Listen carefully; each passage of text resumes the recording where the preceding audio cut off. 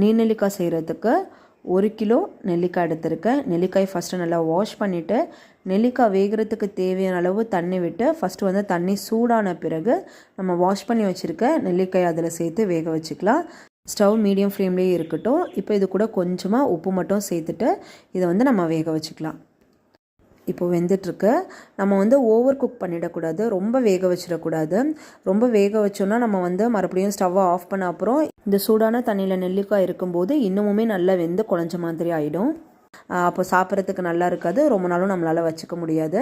அப்போ என்ன பண்ணலான்னா நெல்லிக்காய் வந்து இந்த மாதிரி தண்ணிலாம் நல்லா கொதிச்சு வர ஆரம்பித்து வேக ஆரம்பித்த அப்புறம் நெல்லிக்காயை எடுத்து பார்த்தோம் அப்படின்னா லைட்டாக வெடித்து வர ஆரம்பிக்கும். இப்போ வந்து வெடிக்க ஆரம்பிக்கல, இன்னும் கொஞ்சம் வேகட்டும். இப்போது இந்த மாதிரி எல்லா நெல்லிக்காயும் வெடித்து வர ஆரம்பிக்கும். இந்த ஸ்டேஜில் வந்து நம்ம ஸ்டவ்வை ஆஃப் பண்ணிவிட்டு அப்படியே இதை